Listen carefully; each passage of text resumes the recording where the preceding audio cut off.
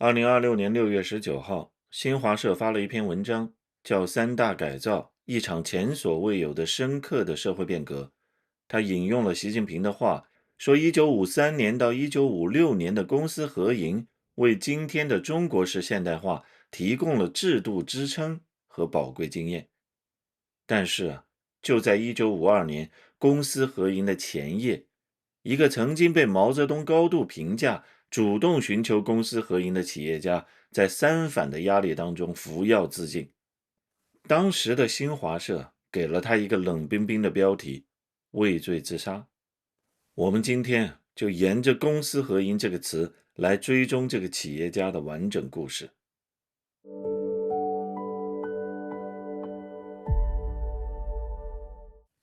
毛泽东说，中国的民族工业有四个人不能忘记：重工业张之洞，化学工业范旭东，纺织工业张謇，交通运输卢作孚。这四个人里，三个死在了新中国成立之前，只有船业大亨民生公司的创始人卢作孚活着看见了新中国。1949年，内战进入尾声，卢作孚在香港手里有十几艘船，估值将近2000万美元。时代正在转弯，他个人也面临着三个选择。国民党方面派人专程去香港，先用老朋友打感情牌，又打威胁牌。当时民生公司欠加拿大银行一笔贷款，而那笔贷款是中华民国政府担保的。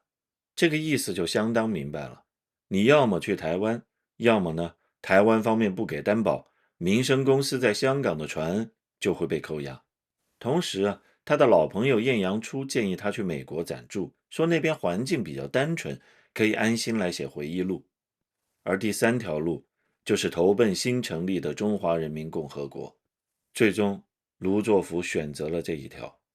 随后，他花了将近2年时间，把留在香港的船一条一条秘密开回大陆，改挂巴拿马旗，绕开台湾海军封锁，分批撤回广州和上海。其中一条太湖轮被截获，原因是船上一名三副是潜伏的国民党特务，向高雄方面通报了船只动向，其余的船全部回来了。完成这件事之后，1950年6月，卢作孚秘密离开香港，在新界的树林里换车，返回大陆。到达深圳的那一刻，卢作孚情绪特别好，不时发出朗朗的笑声。可鲜为人知的是，就在那个时候，他随身的行李箱里还藏着一瓶安眠药。他带了2样东西回大陆，笑声是对新国家的期待，安眠药是对最坏结局的准备。卢作孚其实准备了2瓶药，之前在香港的时候，他自己留了1瓶，把另一瓶送给了朋友。后来曾经担任四川省水利厅厅长的郑宪珍，很多年之后，郑宪珍的女儿才揭秘，卢作孚当时准备安眠药是以防万一不测，好歹能落个全尸。回到大陆不到2年，1952年2月7号，他和邓小平一起吃了午饭。第二天，他打开箱子，找出那瓶药，吞了下去。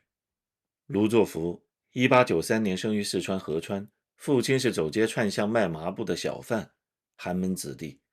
他读完小学就辍学了，15岁一个人步行到成都，靠自学数学给人补习为生。1925年，他回到家乡合川，白手起家，发起筹办民生轮船公司，集资了2万元，造了第一条小客船。次年5月，船下水，船号民生。此后，他用了20年时间，做成了旧中国最大的民营航运企业。在想象当中，这种人应该过得很奢华，但他却是个穷老板。抗战时期，他在重庆病了一场，家里人想买只鸡给他补一补，翻遍了家里，连这点钱都凑不够。老朋友晏阳初后来把这件事情写进悼文，刻在北碚公园卢作孚的雕像背后，说卢作孚自己并不想赚钱，忘我忘家，绝对无私。他生活非常的简朴，常年穿着一套中山装，为了节省梳头的时间，他剃了光头。其他的朋友也跟卢作孚开玩笑说，连你的跟班都比你穿得漂亮。民生公司从第4年开始就不再向股东分红，公司股东送给他的干股他也不领，每年的盈余全部都用来扩大船队以及他在北碚办的学校、图书馆、博物馆。企业是私营的，但作为企业主，他想的却是公共事业的公。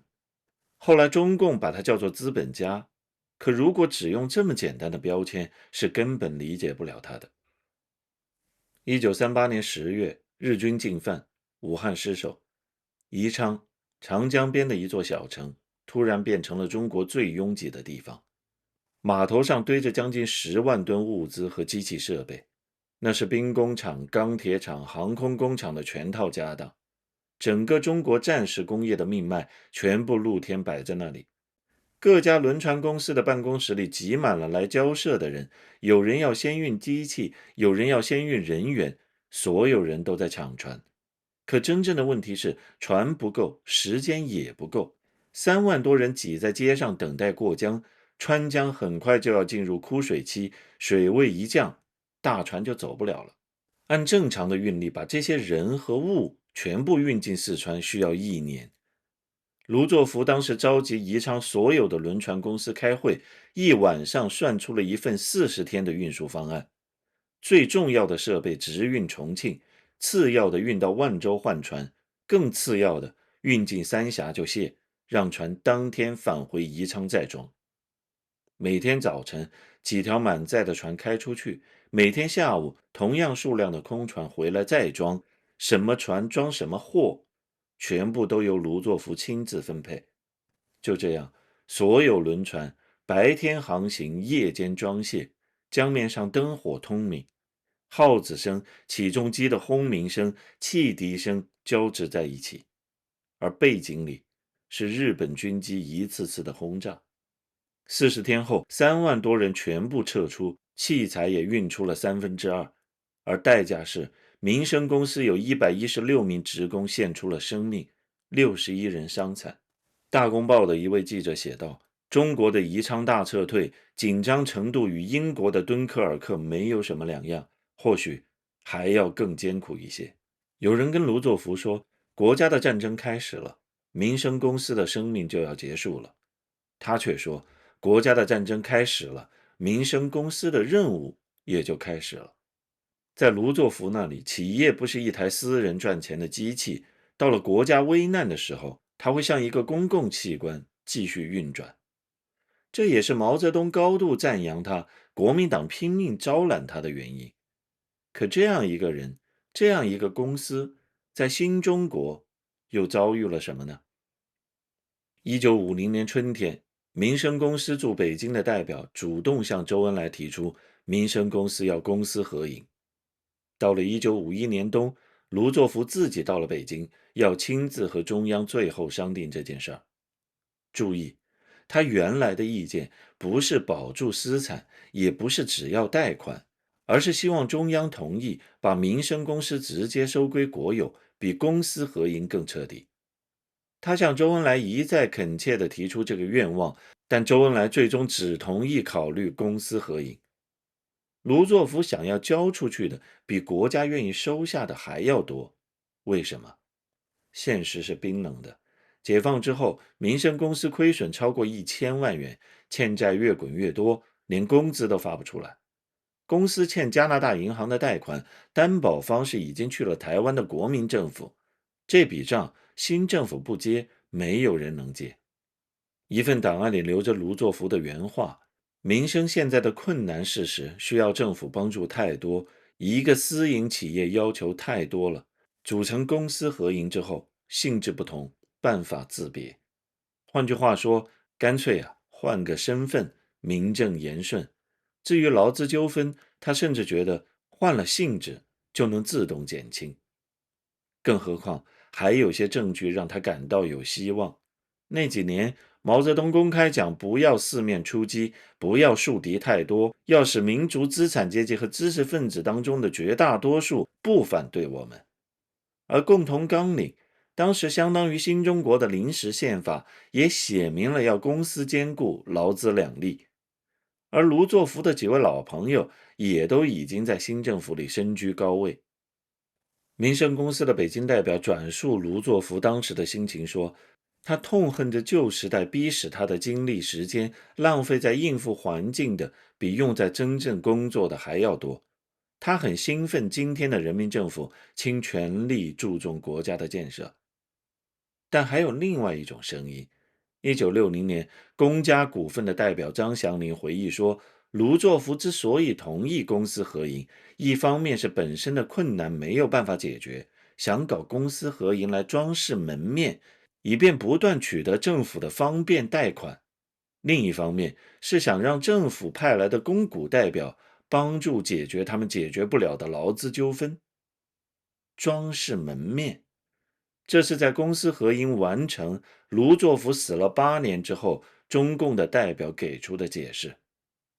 就当卢作孚真心认为中共能救民生公司的时候，另一份他没有看见的文件当中，早就透露出了中共的真实想法。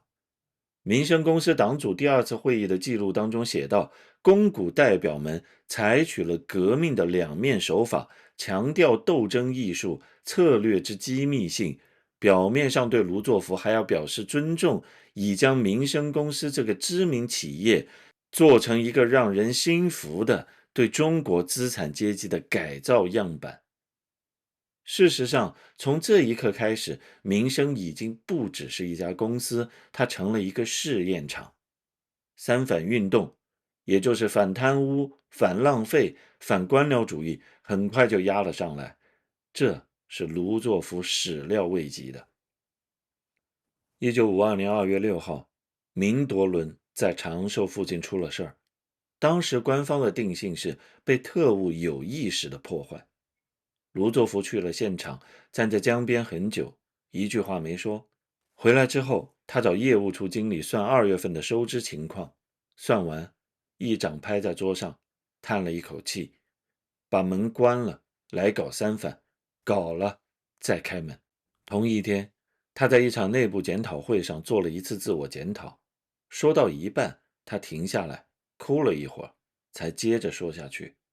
我一生没有土地，没有私人投资，私人没有银行往来，没有回扣，没有受礼物，没有人接他的话。2月7号，他去西南军政委员会见到邓小平，被留下来一起吃了午饭，谈了什么？没有记录。2月8号，民生公司开三反坦白检举大会，卢作孚坐在台下第1排。一个叫做关怀的19岁的年轻人站了起来。他原本是轮船上的服务员。1950年，卢作孚从香港把他带回重庆，让他住在自己家里，每天晚上挤出时间教他读书识字。北京开全国政协会议，卢作孚没带自己的小女儿去看文娱晚会，带的是关怀。检举大会前几天，关怀就搬出了卢家。这一天，他站起来，揭发公股代表张祥林接受了卢作孚的腐蚀。卢作孚在北京请张祥林吃过便饭，看过京戏，代付过理发的钱。其实呢，这些钱是卢作孚自己的工资。台下，卢作孚面色难看。散会之后，卢作孚把关怀叫进办公室，只说了一句：讲话要实事求是。据后来回忆，关怀的态度依然非常强硬。傍晚，卢作孚独自走回家，遇到郑必成的女婿。郑必成是他20多年的副手，此时已经被捕，罪名待定。卢作孚对郑家女婿说的最后一句话是：你要好好照顾你的岳父。那天，卢作孚的妻子在开妇女互助会，儿子们都在外地。他一个人走进寝室，把门关上，打开衣箱，取出那瓶保存多年的安眠药，吞了下去。随后，他吩咐厨工不要打扰，说自己很疲倦，要睡一下。天黑之后，5岁的孙子去叫爷爷吃晚饭，叫不开门。妻子回来也推不开门，叫人从窗口翻了进去。他的第一个电话打给了民生公司总经理室，不是医院。他还以为公司会救他。公司派来的是职工医院的医生，只打了2针强心针，而距离这栋楼不足200米是仁济医院，有重庆最好的急救设备。民生公司和这家医院有长期特约关系，但没有人提议送过去。大家在等公股代表张祥林，不敢在他来之前自己做决定。卢作孚的长子后来记录，一位仁济医院的老朋友当时说：真可惜，如果立即送来，即使已经停止呼吸，也还有抢救希望。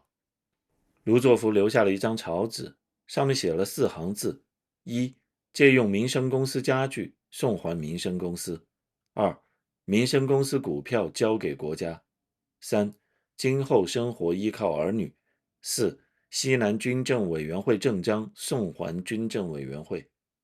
死前18天，他还在写信给女儿，请他查清楚2件误搬回来的旧家具，以便归还或赔偿给公家。这件事儿没来得及办，因此成了遗嘱第1条。新华社系统内部刊物大参考1952年第35号登了这样一个标题：私营轮船业民生公司总经理卢作孚畏罪自杀。2月10号，民生公司行政干部会，100多人失声痛哭。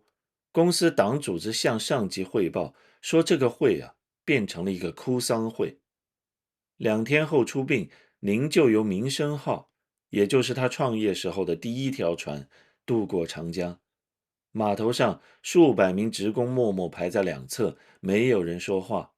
江面上另一条轮船突然拉响汽笛，为他送行。此后很长一段时间，卢作孚的名字几乎从公开叙事中消失。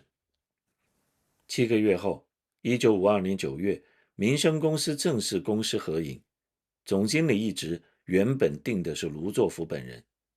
在庆祝大会上，新任董事长当众说，如果没有政府的投资和派来的干部，公司就有可能关门破产。他还公开把合营前的公司描述为10几年来形成的浪费、贪污、官僚主义。第2年，人民日报发表短评，说民生公司是公私合营企业的一个范例。1953年春天，毛泽东从武汉乘军舰去南京，时任民生公司总经理的刘惠农随船向他汇报了公私合营经验。